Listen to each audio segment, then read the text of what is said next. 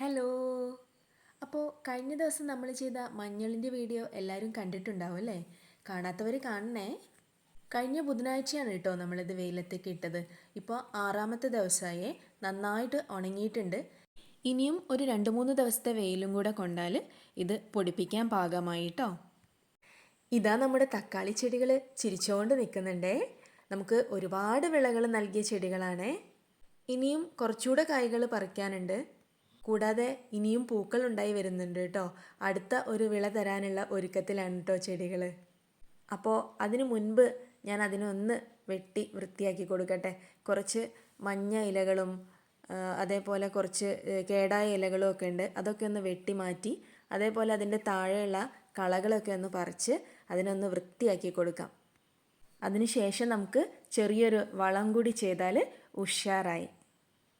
വളപ്രയോഗത്തിനായിട്ട് ഞാനിവിടെ ഒരു ലിക്വിഡ് ഫോമിലുള്ള ഒരു ജൈവ മിശ്രിതം, അതായത് നമ്മൾ പറയുന്ന സ്ലറി തയ്യാറാക്കി വെച്ചിട്ടുണ്ട് കേട്ടോ. ഇത് നമ്മൾ ഇടയ്ക്ക് എടുത്ത് ഉപയോഗിച്ചാൽ മതി, ചെടികൾക്ക് കൊടുത്താൽ മതി. ഇടയ്ക്ക് എന്ന് പറഞ്ഞാൽ ആഴ്ചയിൽ ഒരിക്കലൊക്കെ നൽകാം കേട്ടോ. ഇതിൽ 4 കാര്യങ്ങളാണ് നമ്മൾ ചേർത്തിരിക്കുന്നത്.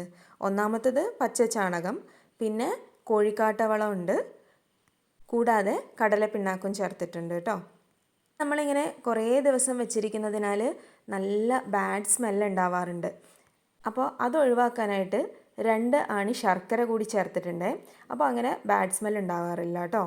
ഇത് ചെടികൾക്ക് ഒഴിച്ചു കൊടുക്കുന്നതിന് മുമ്പ് നന്നായിട്ട് ഡൈല്യൂട്ട് ചെയ്യണം. അതായത് ഒരു 4-5 ഇരട്ടി വെള്ളം ചേർത്ത് നേർപ്പിച്ചിട്ട് വേണം ചെടികൾക്ക് ഒഴിച്ചു കൊടുക്കാൻ. തക്കാളി ചെടികൾക്കാണെങ്കിലും മുളകിനാണെങ്കിലും വഴുതിനക്കാണെങ്കിലും എല്ലാത്തിനും ഒഴിച്ചു കൊടുക്കാൻ പറ്റിയ ഒരു മിശ്രിതമാണ് കേട്ടോ ഇത്.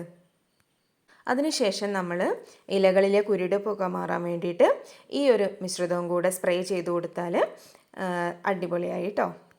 മഞ്ഞളും ചാരവും പിന്നെ പുളിപ്പിച്ച കഞ്ഞിവെള്ളവും കൂടി ചേർത്ത മിശ്രിതമാണ് ഇലകളിലൊക്കെ അടിച്ചു കൊടുക്കുന്നത്.